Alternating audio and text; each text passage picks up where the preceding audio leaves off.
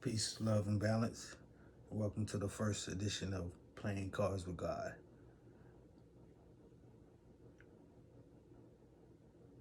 Since today is the 29th, we will start off with numerology with the reference book of King Simon. Numbers are simple, people are complicated, and we'll look up the date 29th.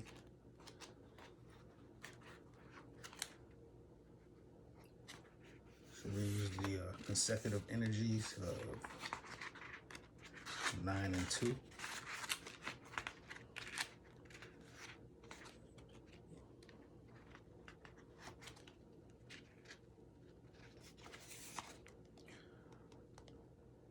The chronicles of the number 9 person, 9 and 2.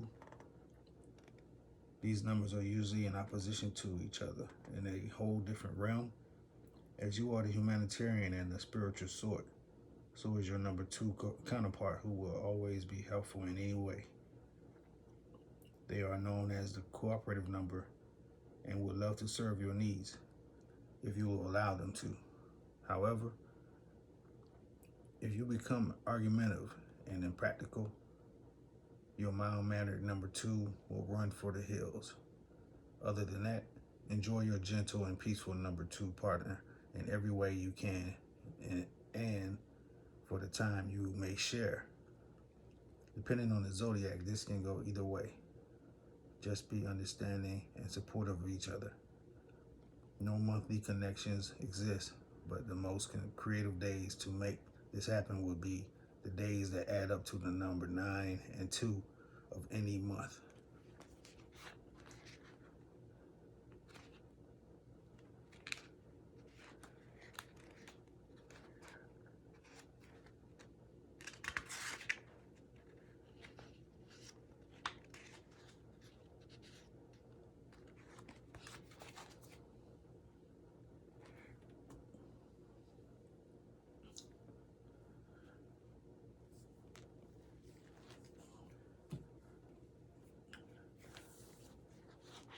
So we will now look up the day's date, the 29th. Go to the second chapter. We'll go to the second chapter, the 9th verse in the Holy Quran.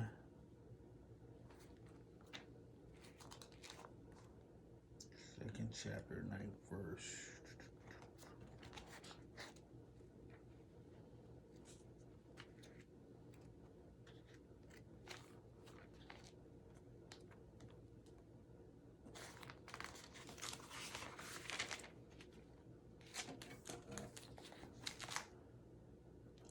Second chapter, 9th verse. They seek to deceive Allah and those who believe, and they deceive only themselves as they perceive not.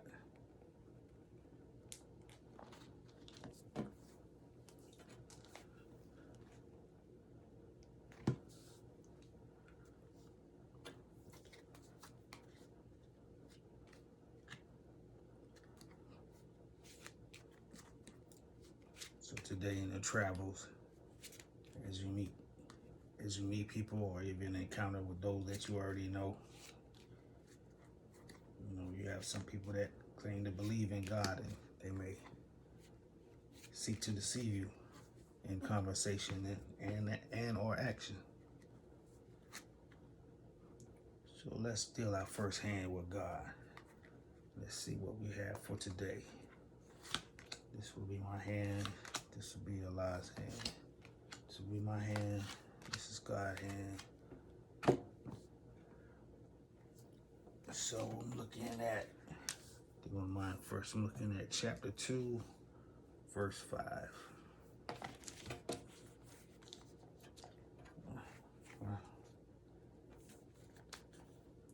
So we was already in chapter 2, verse 9. So we're going to be in chapter 2, verse 5. And it reads, these are on a right course from their Lord, and these it is that are successful. There's a footnote on successful, 19 alpha. And it reads, a belief in a life after death is the last of the 5 fundamental principles of Islam that are stated here. The third of the principle of faith. It is only this belief that can make the generality of men conscious of the responsibility of human actions. A life after death, according to Islam, implies a state of existence which begins with death, but a complete manifestation of which takes place later, when the fruits of this actions done in this life take their final shape. It should be borne in mind that a belief in Allah and a belief in the hereafter, being respectively the first and the last of the fundamental principles of Islam, as mentioned here, often stand for a belief in all the fundamental principles of Islam. It is quite unwarranted to take al-Akhirat, A-L-A, I'm not fluent in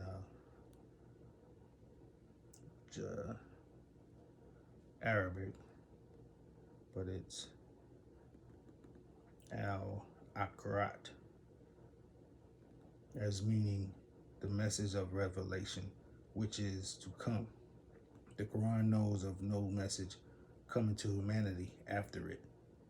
It is the last message, religion having been made perfect by it. I'll read that again. The Quran knows it is unwarranted to take al-Akhirat as meaning the message or revelation which is to come. The Quran knows of no message coming to humanity after it. It is the last message, religion having been made perfect by it. The Akhirat of this verse is plainly spoken of as the last day in verse 8. Verse 8. Lip profession on this chapter 2, verse 8. Lip profession. And there are some people who say, we believe in Allah and the last day, and they are not believers. And they has a footnote of 22. Belief in Allah and the last day is here equivalent to the profession of Islam. After speaking of the two classes, the acceptors of the rejectors, after belief in Allah and the last day is here equivalent to the profession of Islam. After speaking of the two classes, the acceptors and the rejectors of the Prophet's message, the Holy Quran now speaks of a third class, the insincere people who accept the message only with their lips. The persons spoken of in this verse are the hypocrites, who were a source of constant trouble to the Prophet at Medina before he came to the city. Abdullah ibn Ubay was a person of note there, and he expected to become the leader. But the Prophet's advent was his recognition by all of the communities of that city as head of state, robbed him of those dearly cherished hopes, and he along with his followers adopted an attitude of hypocrisy. The case of the hypocrites is dealt with at length here in 3rd chapter 148 through 80 verses, and 4th chapter 60 through 152, chapter 9, 38 through the 127, and in the 63rd chapter, and occasionally elsewhere. But apart from the particular class of people spoken of here who were really enemies of Islam in the guise of believers, there are in every religion large numbers of people whose hearts are affected with a similar spiritual disease. Their acceptance of the truth is only with the lips, and faith does not go deep down into their hearts. They are loud in their claims, but when there is a question of carrying out the precepts of the faith or making any sacrifice in its cause, they lag behind. These verses may as well apply to them.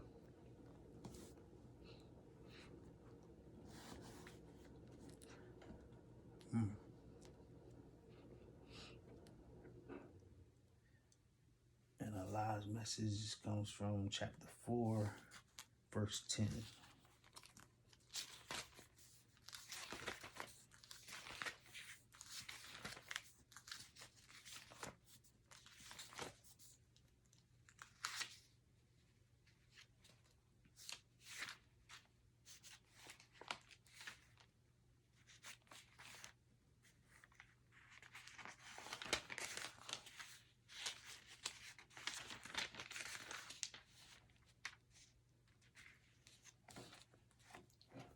Chapter 4, verse 10.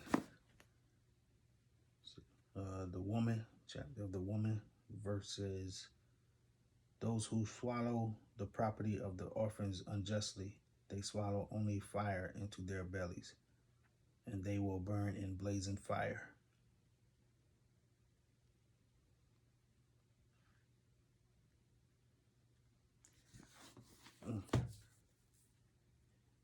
And that's verse speaking of the woman. Said those who swallow the property of the orphans unjustly. Orphans are those children without parents, or related to today's society unjustly. And I could probably relate that to single parent. And you have a lot of women who take what's supposed to be known as quote unquote child support and use it for their own personal gain and needs, and not even put it into the children. And as is written, they swallow only fire into their bellies, and they will burn in a blaze of fire. Wow. That's pretty deep there. So let's see what the messenger has for us for today.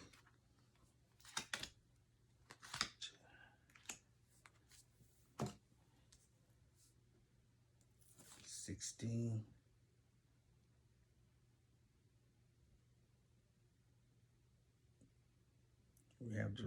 We have the Jerome energy. Don't you know no good? Don't you know no good? Chapter 16. Let's see what we come across in chapter 16. Don't you know no good? Independence Day.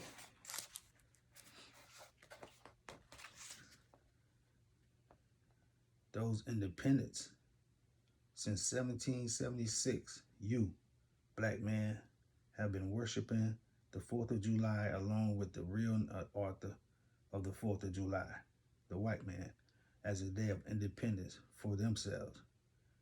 It is the white slave master and his children who enjoy setting forth the 4th of July as a day of rejoicing over achieving this country's independence from any other foreign source.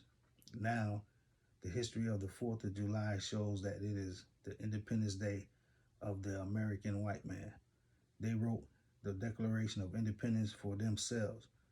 The white man did not put anything in the Declaration of Independence for the benefit of the black man who was the servitude slave of the white man at that time. Don't you know no good? The joy which the black slave experienced